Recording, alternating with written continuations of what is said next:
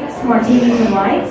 For those of you that I have not had the opportunity to meet, my name is Tricia Foster. I am Director of Training and Education with Acuity Brands. And again, we want to say welcome tonight. And for those of you that participated in the events throughout the year, thank you so much for your support and your participation. As a reminder, we will have more Thursday nights, Martinis and Lights in 2013. So stand by for more information on that as the new year approaches. Lastly, I wanted to say to you guys, you're going to love tonight's presentation. It's going to be motivational. It's going to be educational. And you know why I say this? Because for those of you who participated in the first two Martinis and Lights events, you chose the topic. So you better like the topic, right, since you chose it. So before I turn it over to Jessica and let her introduce the speakers for this evening, I'm going to kick off tonight's event with our Thursday nights Martinis and Lights toast. Forgive me if I have to read it a little bit tonight. I'm not on my game like I've been in the past. Thanks so much for joining us this year as we celebrated light and a glass of cheer. We explored the journey of light over time and OLED technology, my how sublime. So for the grand finale of 2012, digital lighting and controls will prevail. So let's raise a toast to Thursday nights because it's time for Martinis and Lights.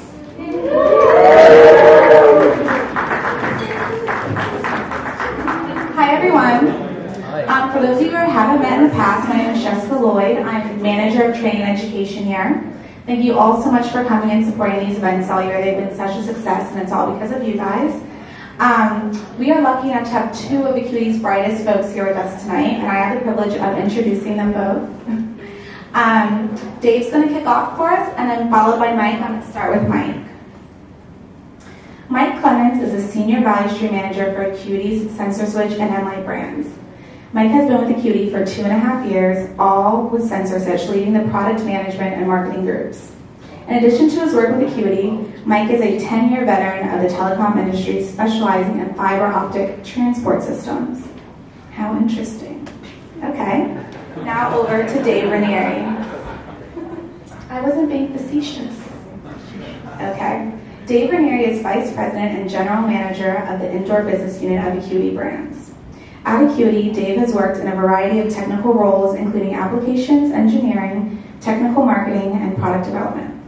He is a member of IESNA and has served on several technical committees, including Office Lighting, and is a past chairman of the Energy Management Committee. He also represented IES for 8 years on the ASHRAE IES Standard 90.1 Project Committee. In his current role, Dave leads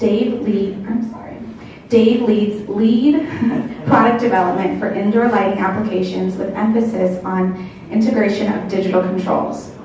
So would you please all help me by joining Dave? Please help me by introducing Dave Raneiri. Thank you.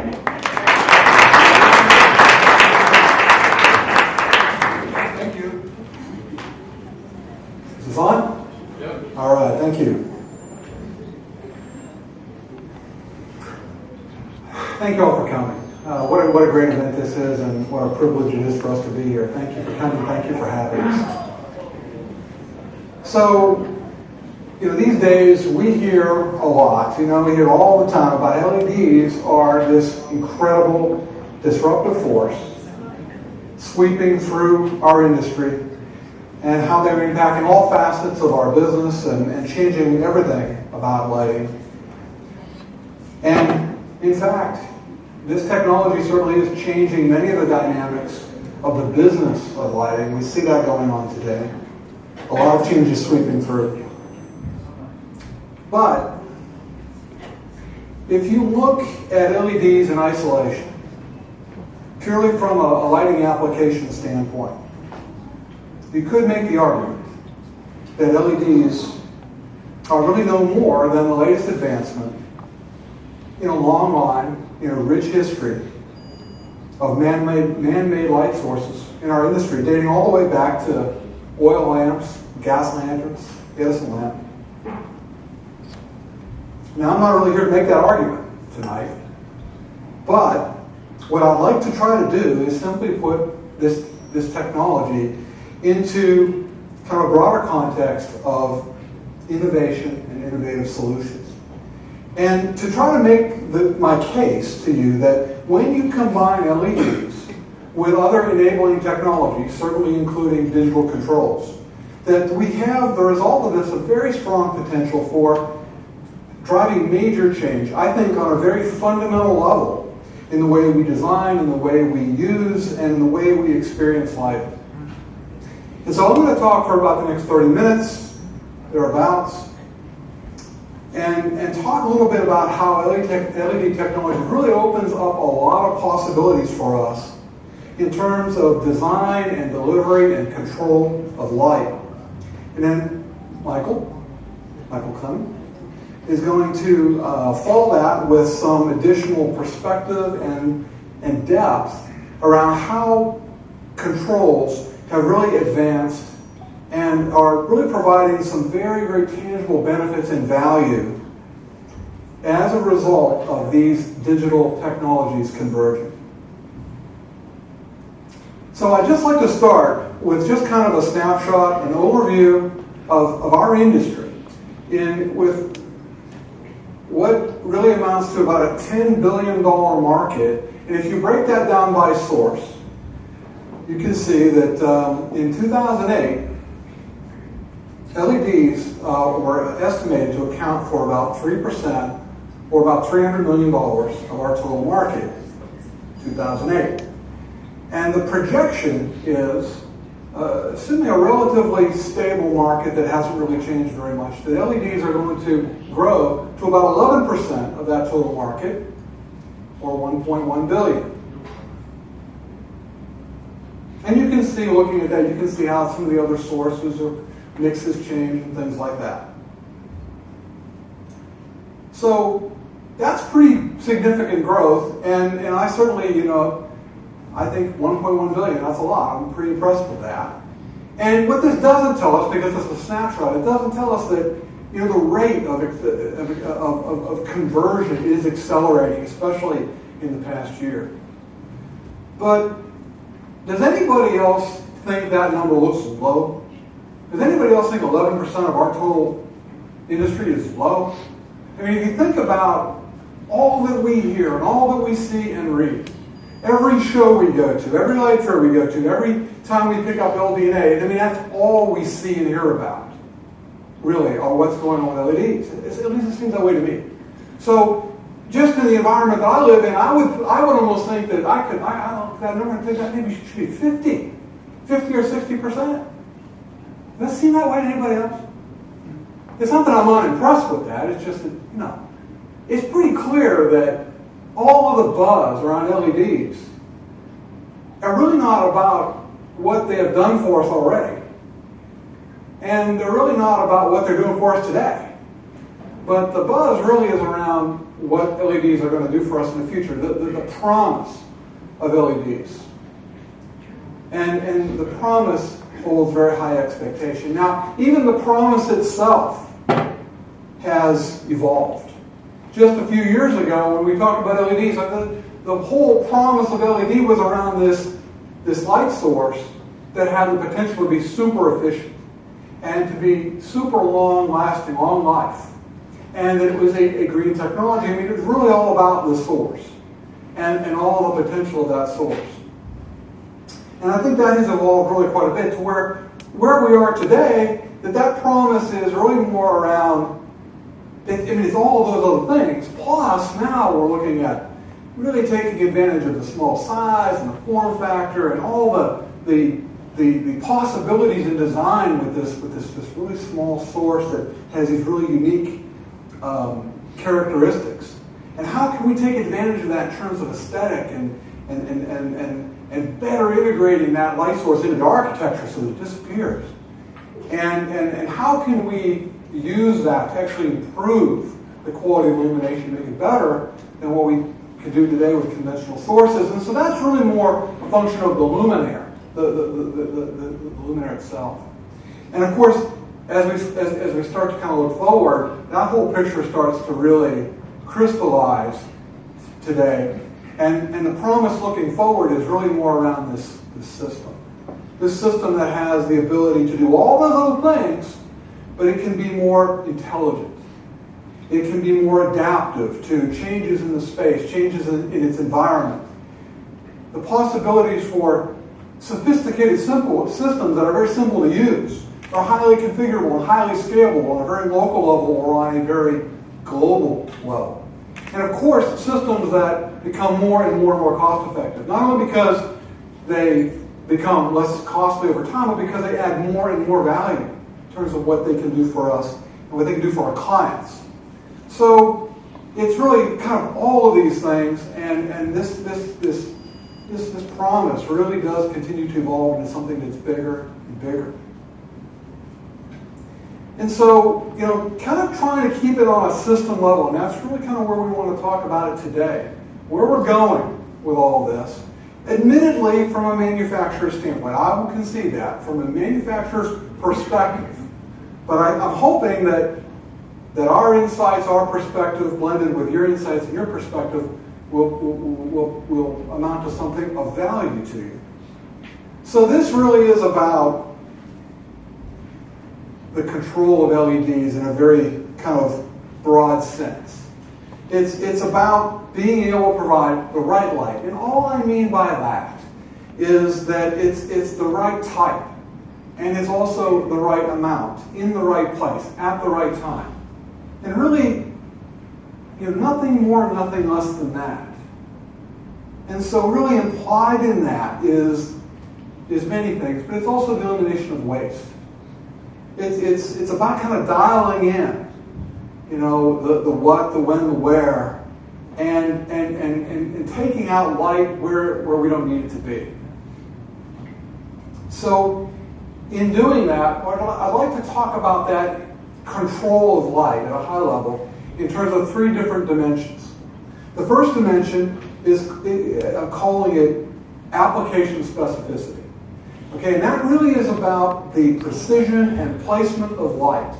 That capability that we have with LEDs that really so much more than what we've had in the past with conventional sources. The second is called performance leverage. And that is really about how we can find amplitude in LEDs and controls and other technologies to take those performance characteristics and make them quite a bit better. And then the third is system synergy, where we are maximizing performance by combining with digital controls into networks that are very scalable, can be very small and very simple, can also be very complex and very sophisticated and very scalable. And so we want to walk through kind of all three of those dimensions today. And the first one then I want to talk about is application specificity. And as I said, that's really about the physical attributes of the LED and really how it interacts with the optical system and how that combination creates a tailored lighting distribution that allows us to very efficiently meet specific needs. Application specificity starts with the basic understanding that LEDs are inherently directional light sources. They are. They didn't necessarily start out that way, but that's really, for the most part, that's what they are today.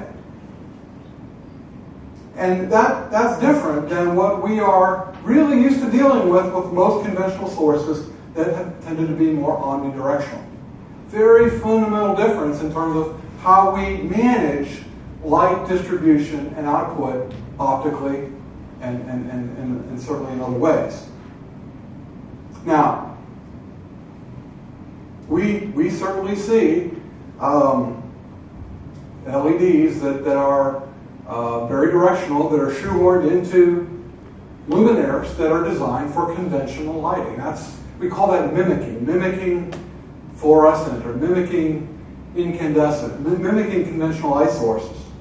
We see that. That is something that still happens quite a bit today. But you generally find you're not getting the greatest results from that. You're not getting the optimal results. And it's really kind of like taking that new technology, right, the latest technology, and putting it in an old box. That's kind of what it equates to. It's a starting point, but you get past that fairly quickly. So,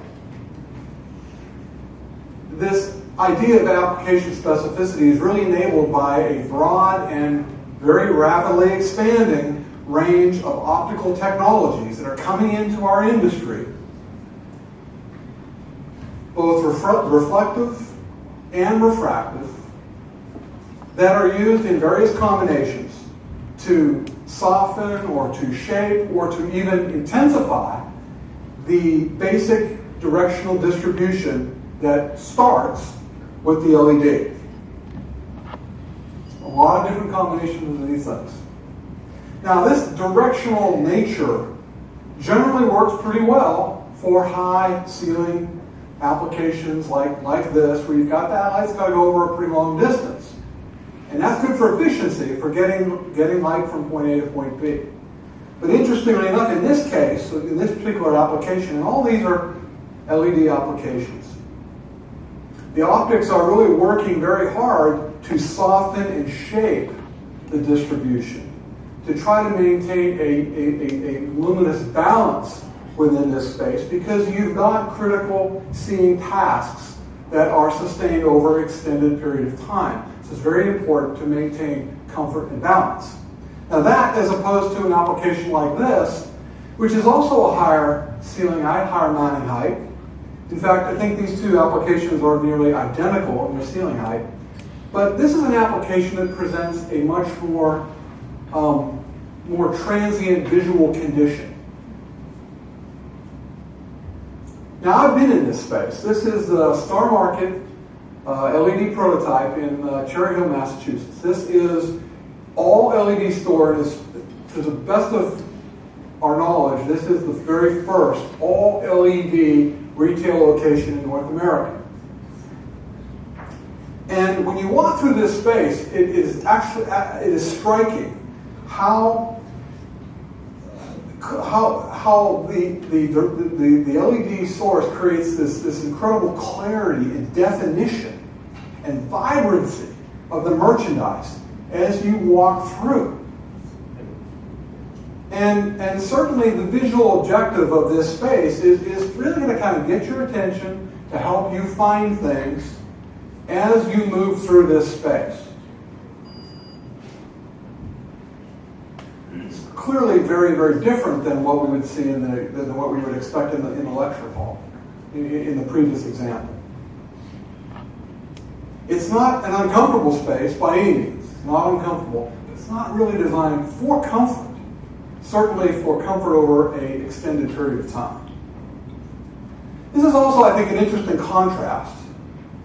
Now, this is just a basic industrial application and an aisle industrial application, where on the left-hand side we're illuminating a narrow path of egress, versus on the right-hand side lighting the vertical rack. So much higher mix of those lumens created are used to illuminate those vertical surfaces in the racks. Now, the interesting thing is it's the same luminaire, are the same LEDs, but we've got a different optical configuration that can create this kind of precision to optimize the tailored distribution around two very, very different visual conditions. You can take that kind of precision and that kind of design and apply it to a lot of different kinds of luminaires. LEDs do so much to enhance downlighting in so many ways. Another kind of point source, traditional kind of point source kinds of lighting systems. I can talk for the next 30 minutes about how LEDs do so much to enhance downlighting, to improve the control, to improve the cutoff, to improve the efficiency. There's so many great things, and getting away from some of these conventional sources that have, over the years, that have kind of little by little compromised the beauty of a downlight. And LED gives us the opportunity to bring all that back. But in this particular case, what's interesting, what I want to point out, is that you've got basically one downlight here that can project that light over 62 feet on the right-hand side, or 21 feet or 12 feet in the same space. So we're talking about the same downlight, same aperture, different lumen packages, and a very wide range of different beam spreads all in apertures that essentially look the same, provide the same cutoff, and essentially match in the space. So this gives us an opportunity to really lay out, I think, a beautiful space and to create very good uniformity and very good efficiency without putting a lot of different sources in, without changing the spacings, with a group of luminaires that pretty much all look alike. So some really, I think, interesting possibilities here with this precision and control that we can do. Now this is an interesting kind of case study, and I just kind of want to share this with you. This is one of the largest parking structures in North America. It's the parking garage at the Mall of America, and that's just outside Minneapolis, Minnesota. Maybe some of you have been there. It's a really interesting place. This is a huge facility. And the catalyst for this project was that the facility team at the Mall of America basically wanted to save energy. They wanted to reduce the maintenance costs. They had 5,600 luminaires in this wing of this parking structure. And they wanted to save on that cost. And at the same time, they wanted to improve the lighting. They wanted to make the horizontal a little bit more uniform. They wanted to improve the vertical to try to make it a more safe space as pedestrians are moving through this space. You can imagine how many cars move through this space every day. So when renovation was completely done, the facility team in Mall of America was very pleased with the results in terms of their energy efficiency and their maintenance benefit. But they were struck by how different the space looked, and especially how different it looked from the outside. And I'll just give you the before and after here. This is the before, the high pressure sodium, and this is the after. And they took these pictures. We did. They were so struck with it. They went out and took these pictures and sent them to us. They said, "You want these?" You know, they were really impressed with this. How much quieter, how much more subdued, how much better control the light was around the space. All of this with better lighting in the parking areas, better lighting in the pedestrian areas. And the other benefits that they told us about was they said, we get far fewer calls per day about people who get lost in this space or can't find their car. And the reason for that is because the color is so much better. And one of the things that you might notice is if you look on the columns on the second one from the right, there's actually a color coding that's always been there, but people couldn't see it in the past. Can you see those different colors on those columns? Go back there. People didn't know they were there. So not only did they not really able to use the color coding to help them know where they were and know where they needed to go, but they couldn't see the color of the car. So they get far fewer. By the way, I'm colorblind, so all this is completely lost. I lose my car anyway, so that's different. But they were very, very excited about this. And boy, you'd be amazed at how many calls they get every day at people that can't find their cars in this place. So it's pretty amazing. So David, why is the ramp still happening? they wanted to do that. They wanted to maintain certain continuity with other parts of the facility. So they felt, that was a good question. They felt that they wanted to keep high pressure sodium on that ramp. They didn't want it in the parking areas, but they wanted it on the ramp because there were other areas around the facility where they had high pressure sodium, and they wanted to maintain that visual continuity. Unfortunately, you can't see them in that picture. I find that to be a little unusual.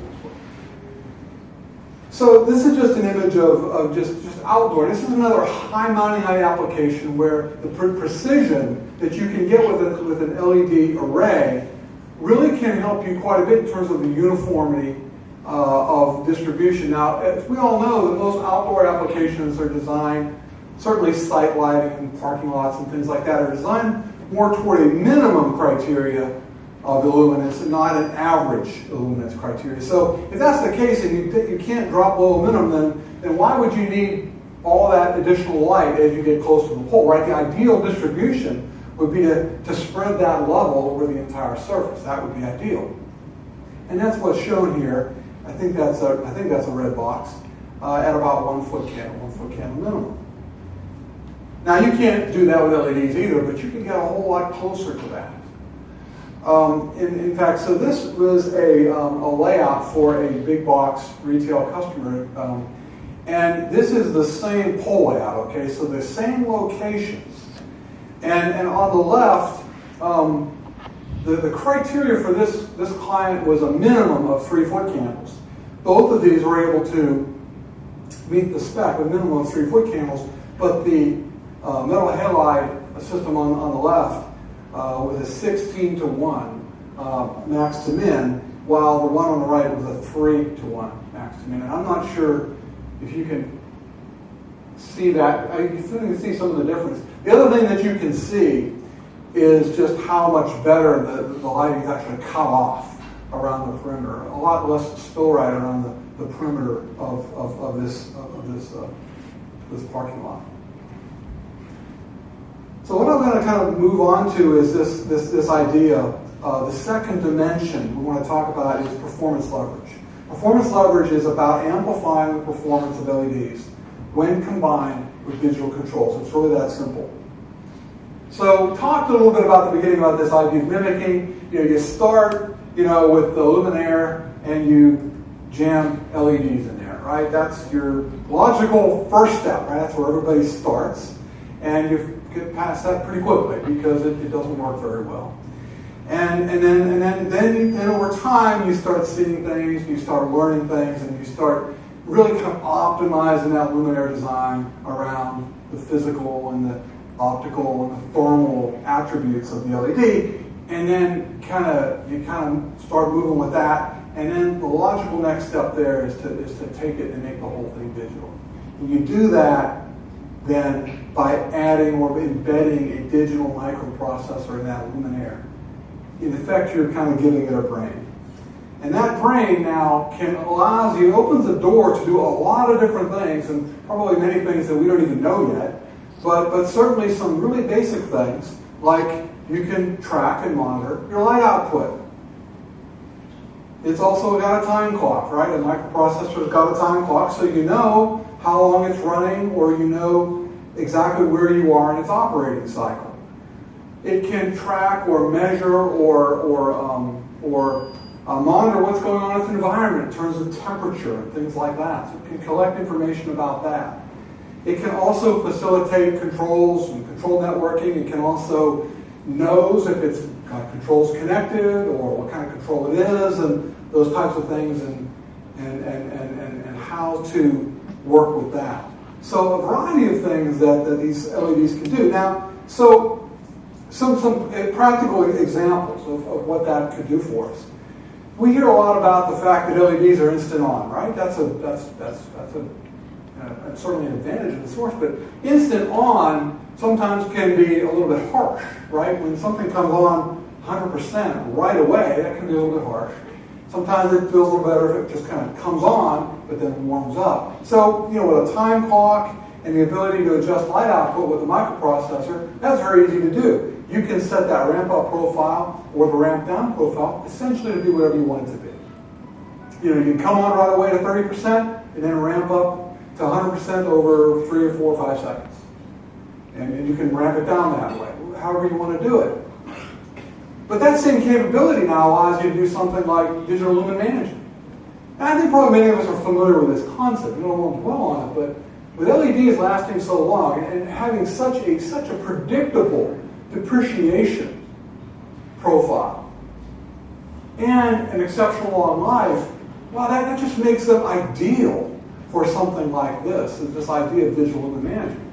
And basically all that is just understanding that, hey, LEDs, just like anything else, any other light source, they depreciate over time, right? And so what I'm showing here in this chart is an LED that starts at 100% and depreciates to 80% over 50,000 hours. And then, of course, it actually continues to depreciate beyond that. But, we call that L80. We rate that life at 50,000, 20% depreciation. Well, all those initial lumens, if we're designing to maintain foot candles or maintain illuminance, all of those initial lumens are, in effect, wasted. They're more light than we need.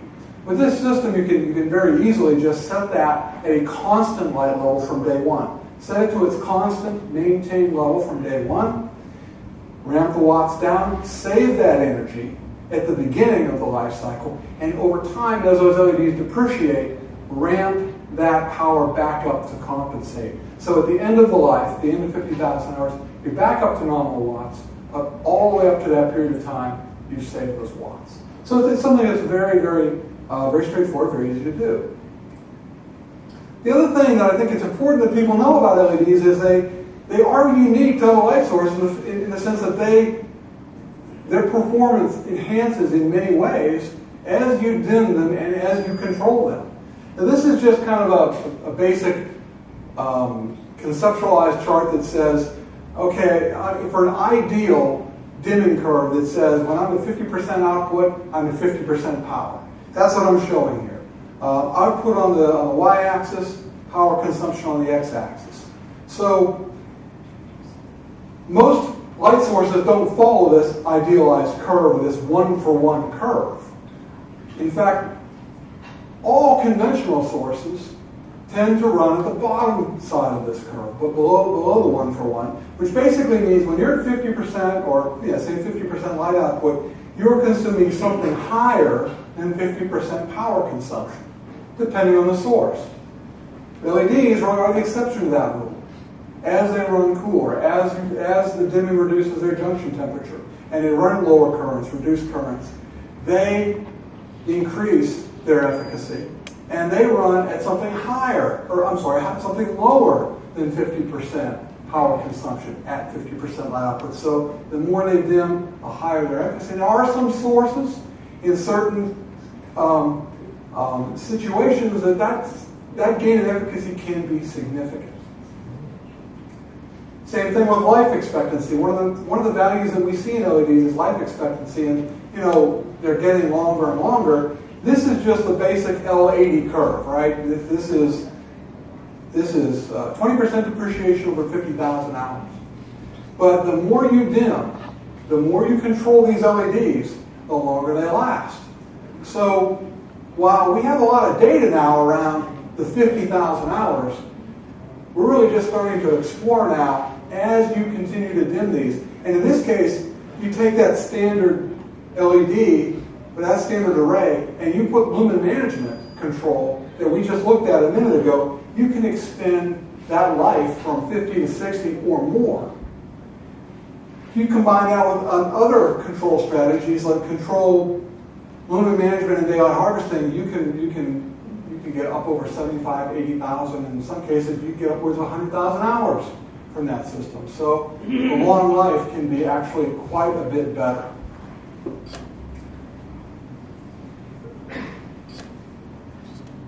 So the third and the last dimension I want to talk about is this idea of system synergy, and that's going to kind of lead us into Mike's discussion about controls.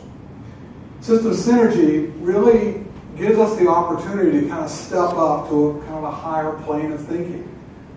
It's the difference between the cell phone and the smartphone.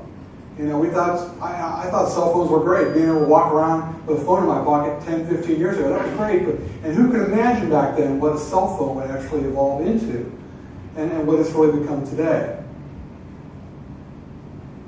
It's the difference between having a solution mindset that allows us to see and then recognize applications or apps where we can creatively apply or utilize all the capabilities that we're talking about here. So what I'd like to do now is just kind of look at a couple of examples of some basic applications that we're really all familiar with, and then layer on this dimension of system synergy with simple and scalable digital networks and talk about the kind of benefits that we can get from that.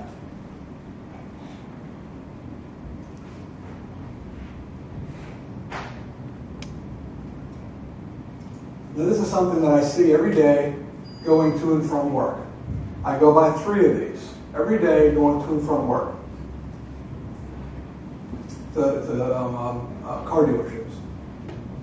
And, I understand that it's important that they light these things to 580-foot candles. I understand that's important. And I understand it's safe. Merchandise is outside, and I understand the need for security and all those types of things. I understand all that. But when you run these things at 100% all night long, all day, 24/7, that feels wasteful to me. It feels wasteful. So this is really kind of a great example of a wireless, simple network combined with the other things that we've talked about. Now, hey, you can lay that thing out and make it super uniform, very efficient, no spill light. But then combine that now with a simple wireless network now that allows us to do scheduled dimming. So hey, we'll run those things at 100% during business hours. And then, after business hours, maybe for a couple hours, we'll run them at 70%. Okay? Because we still want people to know there's a car dealership there. But in the middle of the night, when there's really nobody on that road, let's drop it down to 30%. And we'll put motion sensors in there, so if somebody comes in, it comes right back up to 100 right away. All of those things are very easily done with a tremendous amount of energy saved for an application like this. Simple digital wireless network. Now, how about this one? We see these everywhere. Okay, can you see what that is? Can you tell what that is? That's just a hotel. It's a high-rise building, and I actually took this in the middle of the night in Minneapolis a couple months ago. I was up during the night, and all the lights were off. But sure enough, every high-rise hotel you see there has that right there on the stairwell. And a lot of high-rise buildings don't have windows, so you can't see them. But every high-rise building I go into, including this one, right outside that door, by the way, it's the highest illuminance level you'll find in the entire building. And it's on 24/7. So this is a great opportunity for us to kind of say, that's unoccupied. We do data logging. We have studies that show those stairwells are unoccupied upwards of 90% of the time. So there's a lot of opportunity there, and this is very basic. In this case, we can put LED luminaires on the walls, and we can use a digital wireless network that is essentially confined to the stairwell. So these luminaires can then talk to each other. So now, of course, when somebody comes into that landing, the lights come on. Right? But people don't want to walk into dark areas, right? Or dark-end areas. None of these have to be all the way off. They could just be dimmed down. But what we can do with this is called a sequential stair network, is basically say, when one landing comes on, the one above it and the one below it automatically comes on as well. Or comes up to full as well. So it's really that simple. And these systems, basically all they've got to do, they've just got to be identified as to what level they're on, and they commission themselves. So basically the light just moves with the person in the stairway.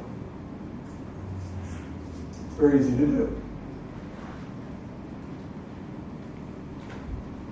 So really all of these examples that we've been talking about are really just very simple digital networks that are constructed with a relatively small number of components. As we discussed before, we start with digital luminaires that are embedded with onboard intelligence, each having their own digital address. They're connected via low voltage Cat5 cable or wireless communication or some other type of medium. The network layer allows them to operate as a system. They can be controlled individually or they can be controlled together. To respond to changes in occupancy, changes in daylight, to respond to schedule control like we just looked at, to respond to manual control. Now, on top of that, you can add a network management layer. You don't have to, but you can. This type of system is very, very scalable. The network management layer then allows us to create more regional or central control. It also enables these systems to interface or integrate with central building management systems. They can collect feedback. They can collect feedback over time and say, well, how am I doing? Can the system do better? Can I change the settings on my devices? Is there something I can do to tweak to make it operate better? And it provides reporting, so I can see how much I'm saving, how am I doing, how can I do better. And this is just kind of a close-up of, again, a lot of different ways to connect these together. I'm really not advocating a single technology. The Cat 5 of this works really well because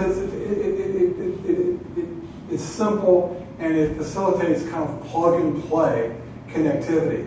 In this case, the Cat 5 allows both power and communication because the microprocessors and the control devices operate on very, very low current, so they can actually be powered by the network.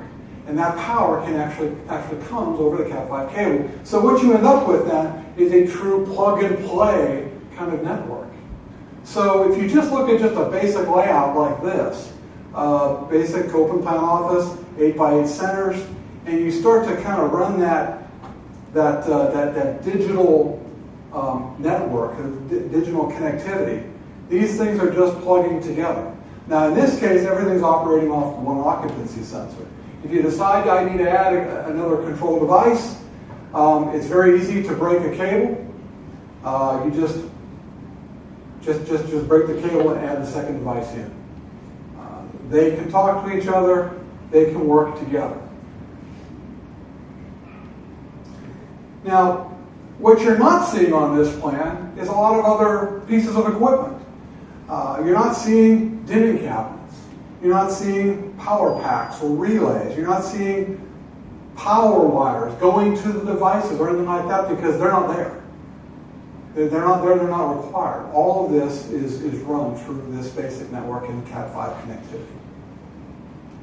So the idea here is, again, very simple and very inexpensive. And that's, I think, what the digital networks, that is really where the true innovation of the digital networks is bringing forth today. So, Mike, you're going to talk to us a little bit more about that.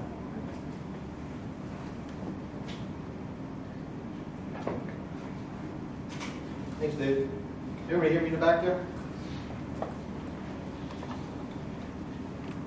Good to go in the back? All right, thanks.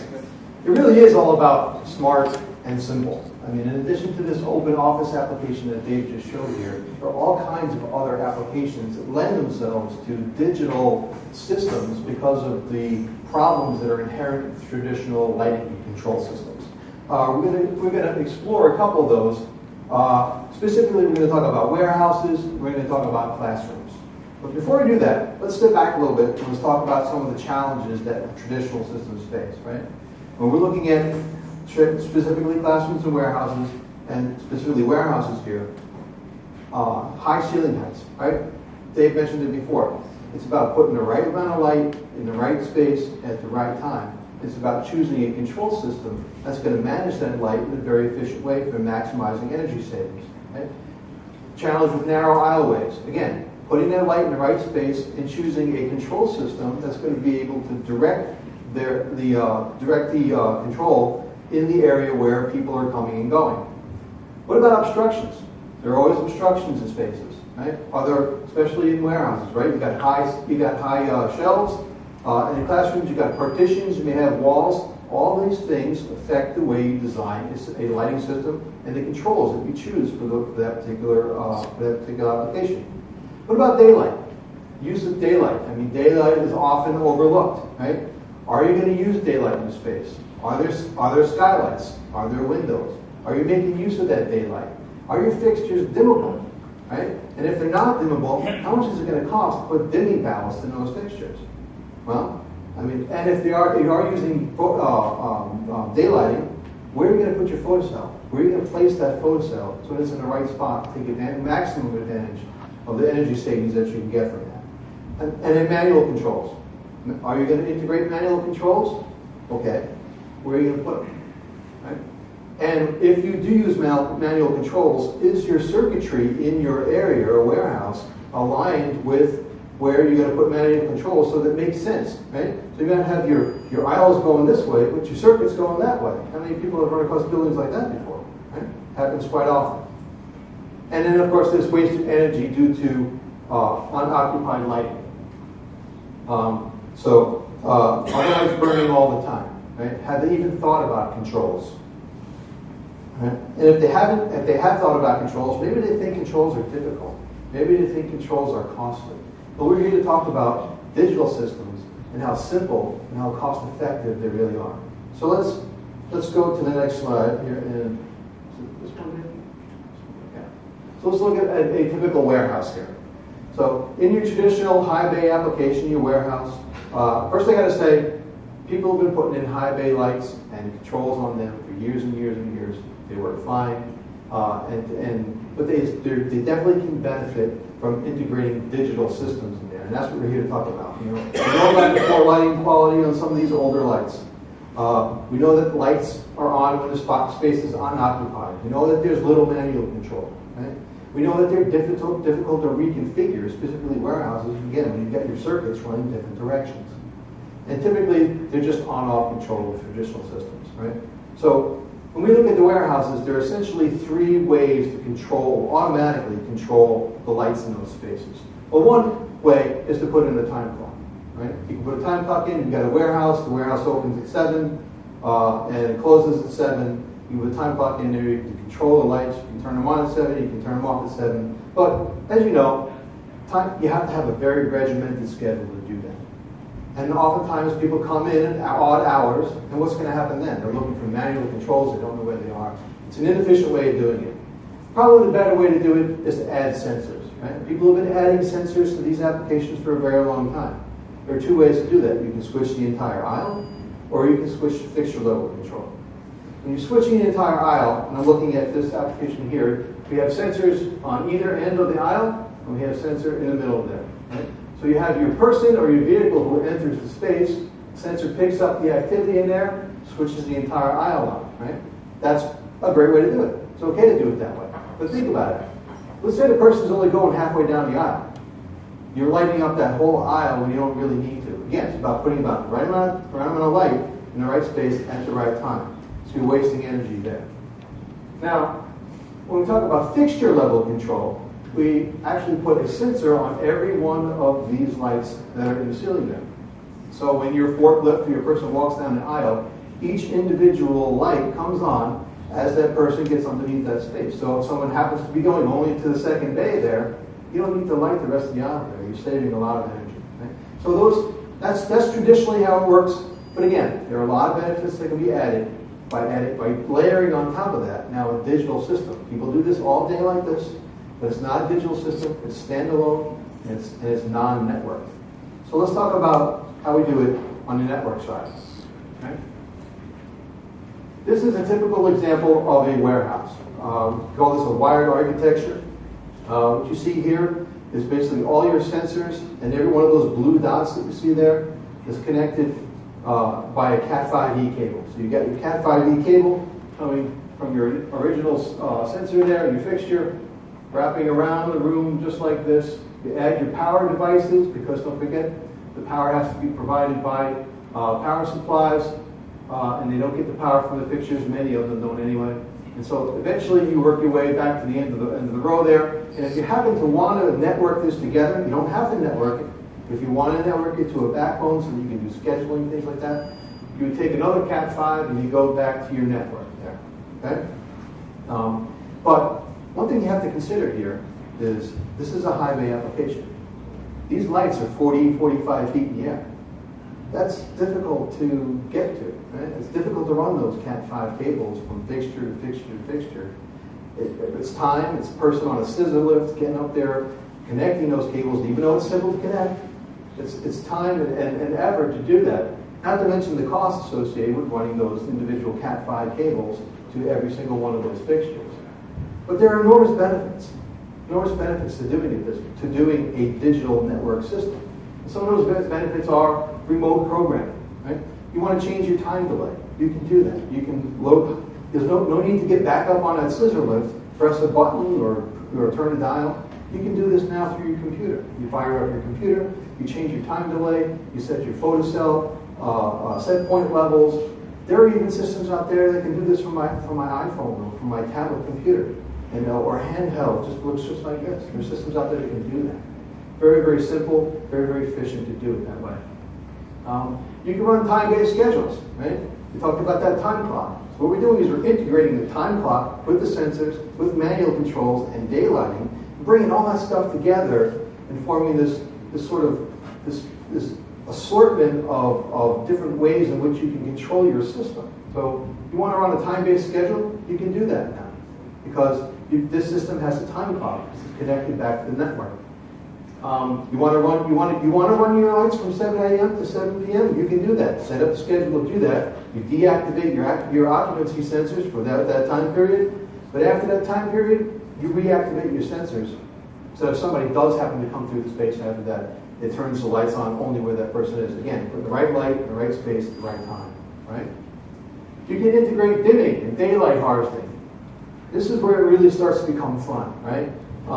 Integrated, these are LEDs, right? LEDs are made to dim. Dave talked about how much more efficacious they become when they actually dim, right? So they want to be dim. Why not use it? So integrate dimming into it. Daylight harvesting is available. Maybe this warehouse has skylights in it, right? Take advantage of those skylights. You can integrate photocells into those sensors so that when the sun is coming through those skylights, it's adjusting the lights based on available daylight in the space. My friends on the skylight side like to remind me all the time that by covering less than 5% of your roof with skylights, you can light up your entire floor. Think about that. Less than 5% of the roof coverage puts light on all of your floor. So next time you do an upgrade, think about skylights, because skylights are often overlooked when you're talking about digital systems. And we can control skylights too. You know, there are devices out there that allow us to adjust the amount of light coming through those skylights.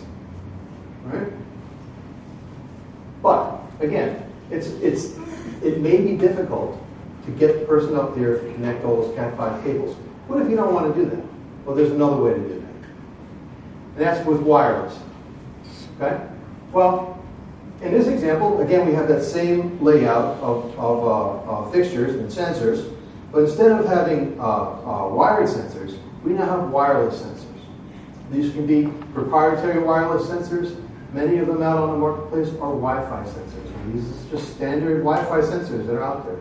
These are 802.11bgn.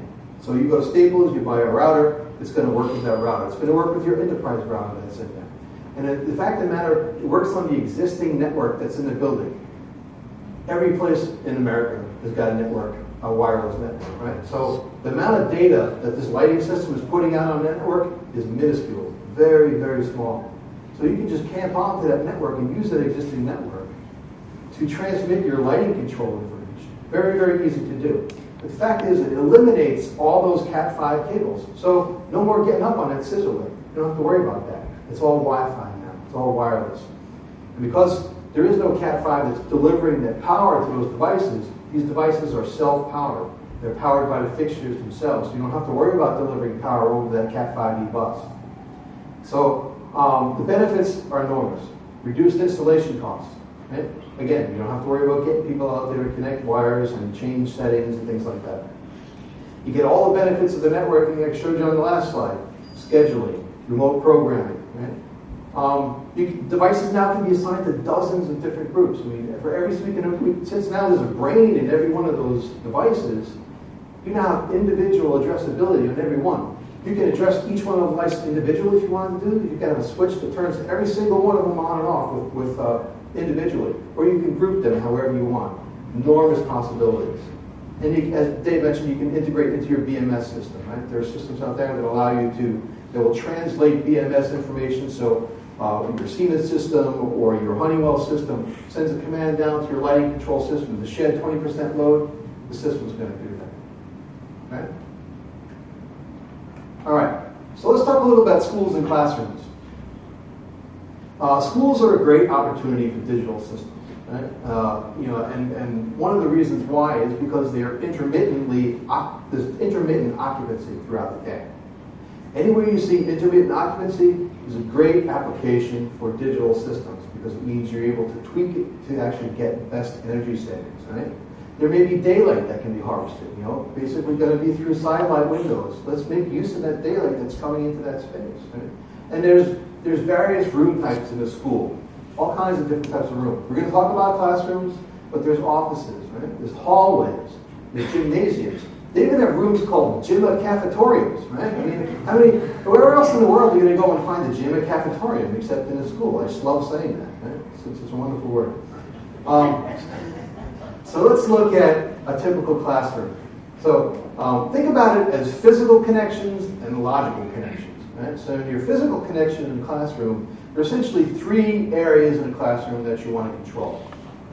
A person or a teacher could be up in the front of the room, and they're going to want to be able to control the lights above this whiteboard. They're not blackboards anymore, right? They're whiteboards. So they want to be able to control the lights in the whiteboard. And they may want to be able to control the other, you have your 2 rows of lights here, and typically, even in older traditional systems, this was called your daylight dimming zone, right? Because it's closer to the windows, the sunlight coming through that space there. So you have 2 rows of lights, and you have a whiteboard area. Let's lay on top now our smart devices. We've got our sensor, we've got our wall switches, we've got our photo cell, and so what we start with here is our corner mount sensor. And the corner mount sensor is always the best thing to use in the classroom. It sees in the entire space without seeing outside the door. It's not going to do any false trips there. So you take your Cat5e cable, you connect it to your wall switch, and then you daisy chain all your digital lights together, including your photo cell and your whiteboard light and your teacher control station. If you wanted to network this back to the network, very, very easy to do. 2 ways to do it. You can add another Cat5 either from here back to your backbone, or you can add a Wi-Fi device or a wireless device, and you can control that wirelessly as well. So you don't have to worry about backbone cabling there. But let's talk about this wall switch here. Someone's walking in a schoolroom, you don't want to give that person right at the door full control of that space there. You want to be able to give them the ability to turn the lights on and off, and possibly dim, right? Again, these are all LEDs, you want to give them the ability to dim it. So you have a very simple switch on the wall that's on and off and possibly dimming. Now, the teacher over here, you want to give her all the power to do anything that she wants in that room. Right? And there's lots of things that you can do. Could be all on, all off, right? Could be him too. I'm picking on women, maybe him or her, the teacher, right? All on, all off. Whiteboard control. Again, you want to give that person control of that whiteboard since she or he is going to be standing in front of that whiteboard. You want to be able to turn that light on and off. Row control. So you want to be able to control each one of these rows individually. You can do that. Very, very easy to do. If you want to be able to do fixture level control, remember, there's a brain in every one of these fixtures. You can do individual fixture level control. So your teacher from this station, using these nice graphic wall pods, wall stations here, can control any one of these fixtures individually by simply programming that graphic switch there. Right? Let's talk about presets. Right? You don't need to just be able to turn the lights on and off and dim. You want to be able, with the press of the button, press the button once, and it goes into AV mode, the presentation mode.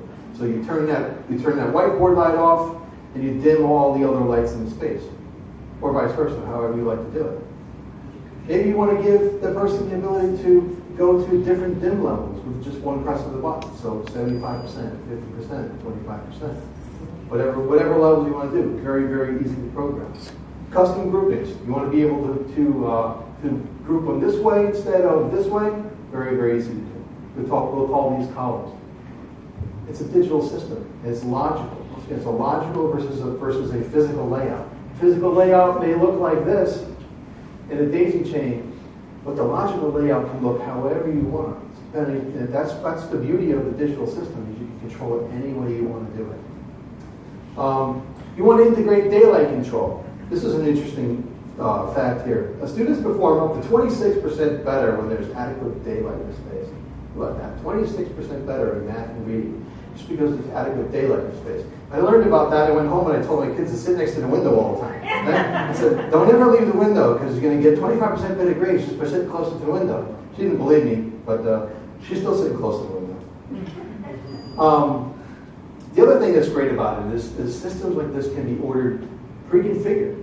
So your contractor doesn't have to worry about programming. Your lighting specifier can specify how the room is going to be laid out, and they can order it pre-configured this way so that it delivers to the school exactly how it's going to install. The installer just has to install it and not worry about it. Now, if they do want to do programming, these graphical interfaces here make it extremely easy to program. I can program this entire room with many, many different forms of control in a matter of minutes. Very easy to do. Okay. So the last thing I want to talk to you about is network performance monitoring. Before I turn it back to Dave. If you're doing lead certification, if you're going for lead certification, a system like this might be required. If you're a performance contractor, this is a great way to validate statements that you said before you sold the job, because it's actually going to tell you how much energy you're saving there. We call it constant network monitoring. Since it is a digital system, right, the digital system is collecting data. It's constantly collecting data through the sensors, through the photocells, through the relays, everything that's out there. It's collecting data, and it's backhauling that information to a database.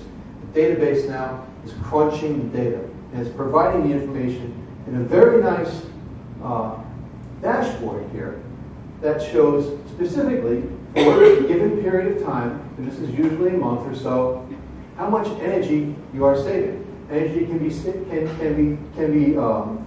you can put it in kilowatt hours, in dollars, in the amount of CO2 that's been saved, right?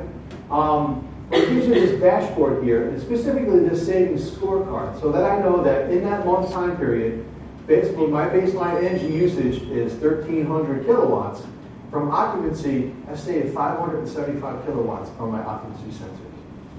I saved just a little from my photocells. Apparently there's not a lot of sunlight coming into this space. That's okay, but through dimming, I saved another 22. And through switching, I saved 275 kilowatts for a total savings of 914 kilowatts.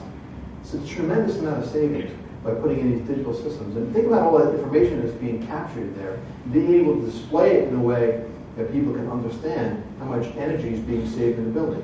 You find a lot of people like to put these monitors up in their lobbies and around the building throughout, so that the employees in those buildings understand how much energy is being saved, and they become more energy conscious.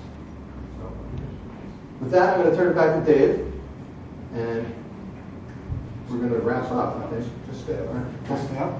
So this is just a summary, and all we're going to do here is just summarize what we talked about today.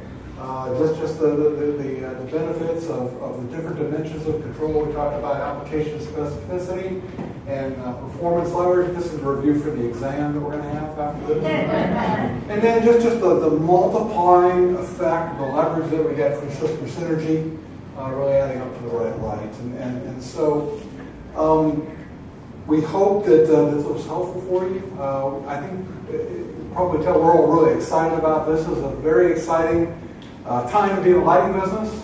It's just very unprecedented times, and I think we're very fortunate to be a part of this. We've got so many people inside our industry and even outside our industry that are so interested in what we're doing as an industry and how we're making the most of this extraordinary opportunity. So with that, I just want to thank you all for coming tonight. Thank you for having us here. We hope you have a wonderful holiday season. And we want to make ourselves available for questions. So, you've got. Does anyone have any questions? Are all the fixtures that have wireless control password protected? Well, the wireless, the network protection is the same network protection that you would have on your wireless network. So whatever would be WSTK2, it's the same as the wireless that is on your network. So the individual lighting devices don't have passwords with regard as far as each light would have an address. Say that again? Each light would have an address. Each light does have an address. That's the beauty of these digital systems, is that each light has an address. And specifically with the wireless ones, each one has an IP address. So, whereas with other systems, it's not an IP address, it's just a unique identifier. So if it's wireless, and there's actually a wireless receiver in the luminaire, what keeps me from talking to it with a rogue computer, for example? Well, you have to know, because you would set up security in the system so that you can't get into the lighting control system. You'd set up a sub-net or something like that. And on the fixture level. Through the software, you can do that. Through the software. Anyone else?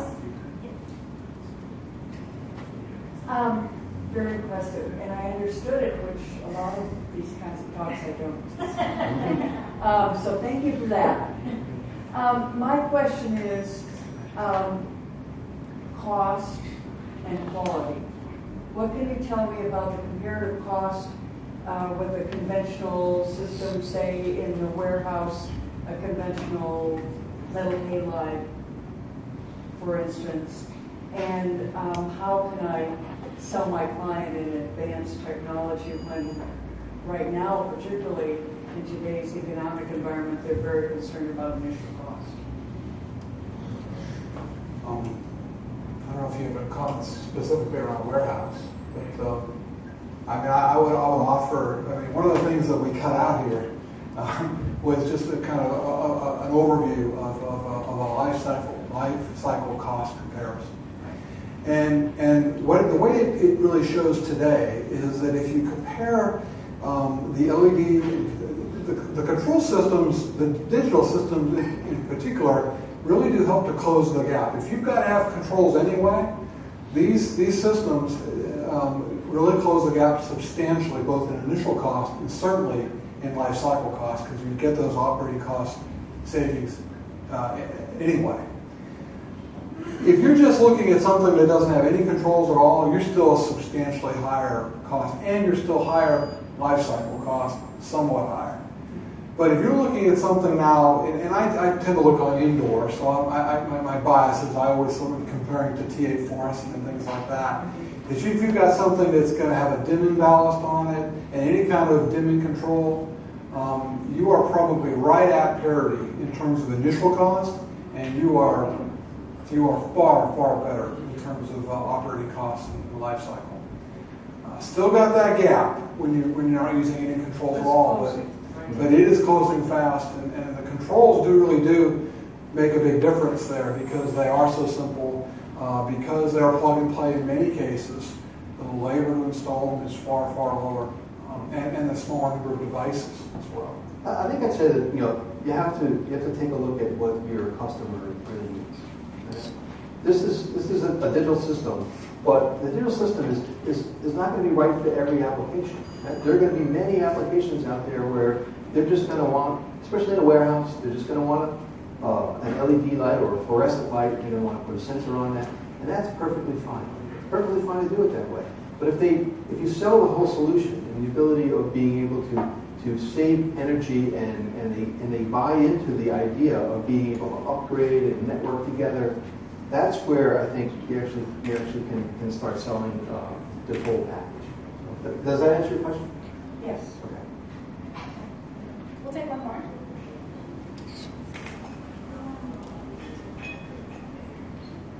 Just a